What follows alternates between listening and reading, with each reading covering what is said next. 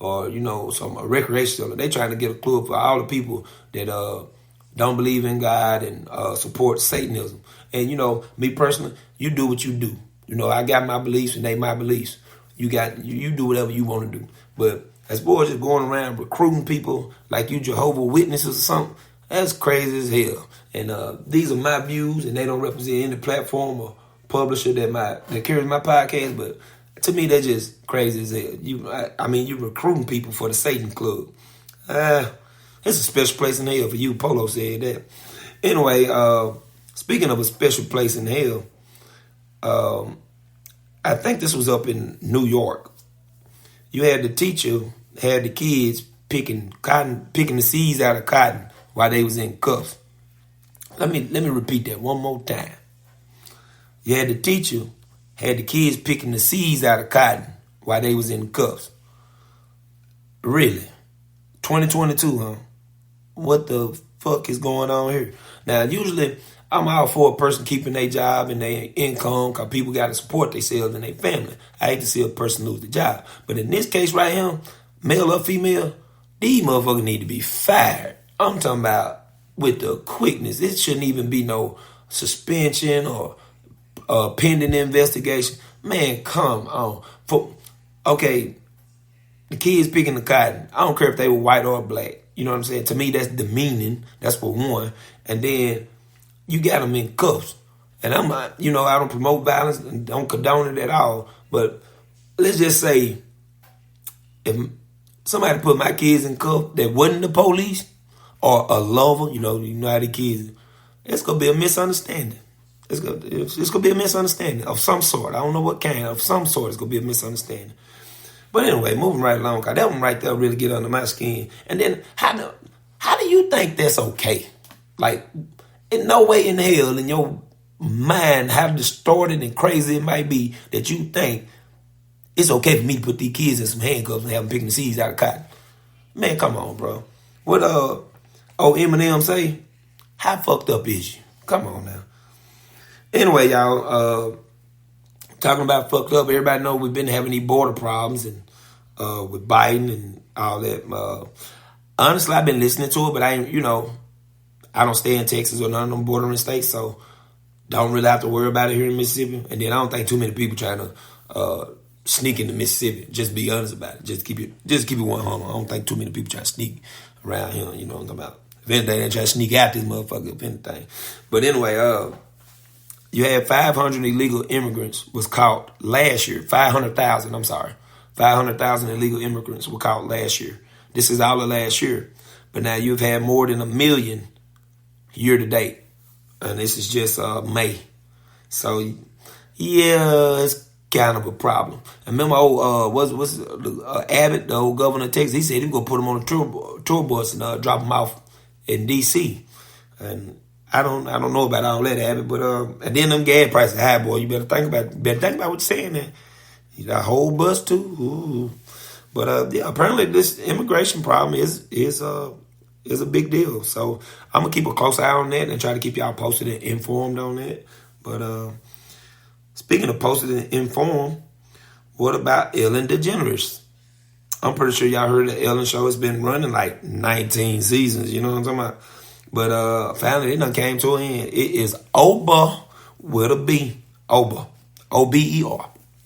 But I don't think she got nothing to be mad about. I'm pretty sure she racked up a lot of change. And she did other endeavors and ventures. And she had a slight scandal there somehow how she mistreated people. But, of course, the people that's close to her, they said, nah, that's simply not true. She's a good person through and through. But, yeah, that show been running since 2003. Did we have social media in 2003? Somebody fact check that. I don't think so. But yeah, shout out to Ellen. And after 19 seasons, I promise you she ain't worried about it. 19 seasons of daytime show money, network money. I think she'll be all right. She's straight, trust me. Anyway, y'all, before I go into my segment, family business, I want to talk about this cat. Now, I know men proud of their manhood and all, but I think this guy right here take the cake. Now this man, he caught a blood disease, so they had to amputate his penis. Well, instead of just leaving it amputated and letting it die, he attached it to he had doctors attach it to his arm. And he kept it on his arm for 6 years. I don't know why 6 years. Maybe till they get the blood infection under control or blood disease under control, whatever. I don't know. But for whatever reason, he kept it on his arm for 6 years. And the doctors removed it and attached it back to the groin area. They took some blood vessels out of his arm and everything. And now he got it. Now he got his manhood back. He's back in action. And they actually got a documentary about this. And I don't have the name of it yet. It may not even be out yet. But I am definitely going to watch this documentary. I am so curious about this. And I wonder why he even put it on his arm. Like, maybe like the ankle or maybe the side, somewhere that, but the arm, I don't know. Maybe he walked around with long sleeve shirts on all year. And they be like, what's that under your shirt or under your sleeve? I don't know. But I am curious about what they going to name the documentary. Because I can think of a few good names myself, you know, like Arm and Hammer. You know what I'm talking about? Maybe The Pinnacle. You know what I'm saying? I don't know. But I'm definitely interested in this story, y'all.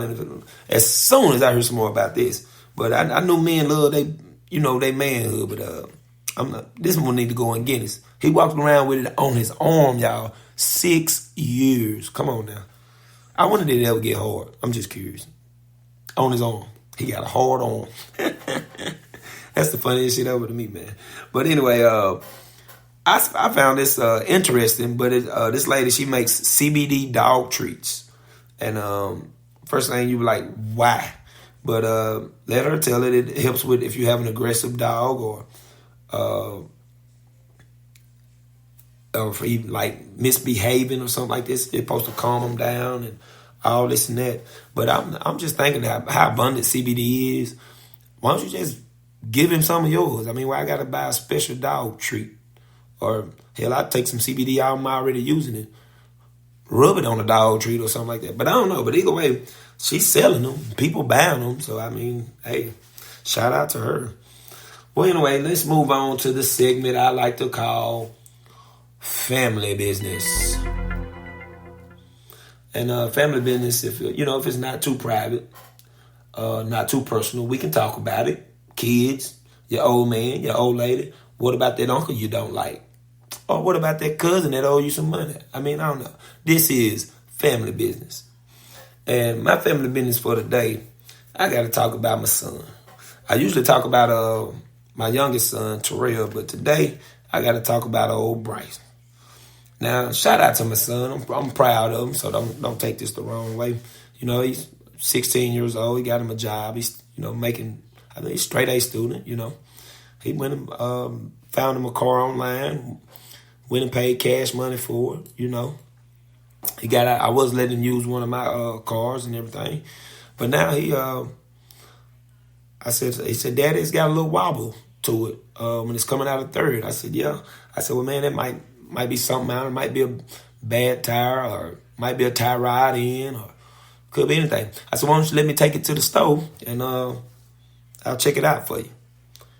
And he tells me, I prefer you not. I'm like, oh, okay. Well, it's his car. He paid cash money for it. I ain't have nothing to do with it. So, I respect him for that. And I don't want to try to control something that he paid for. Like, if I helped him with it or I had to give him some money for it or if I bought it might be a different story. But this is literally his car, I still like to know where he at and what he doing. But as far as him getting in and out of it, he got license, got his insurance, and he's legal. So, I mean, I feel like it's not my place to tell him what to do with his vehicle that he paid for.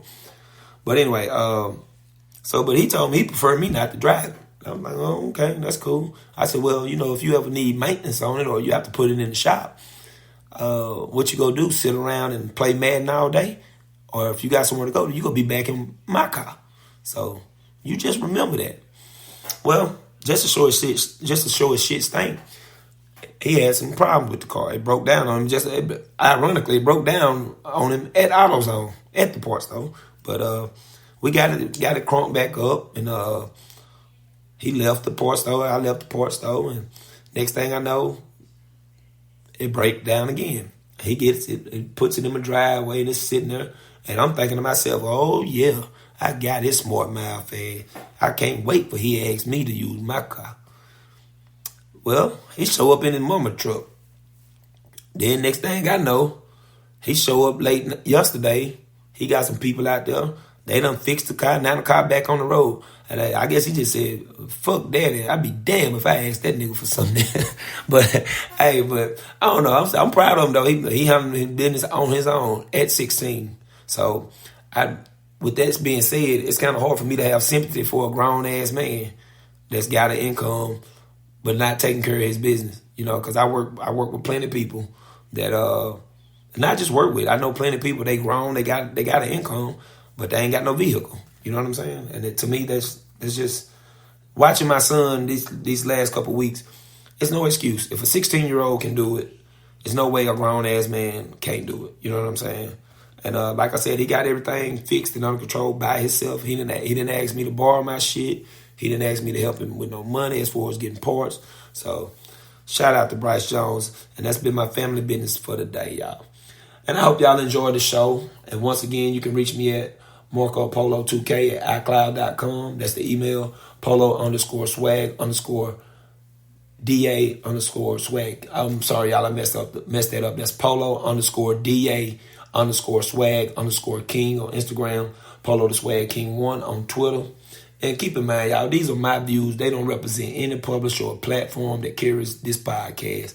And with that being said, y'all be good and be safe. And until next time, peace.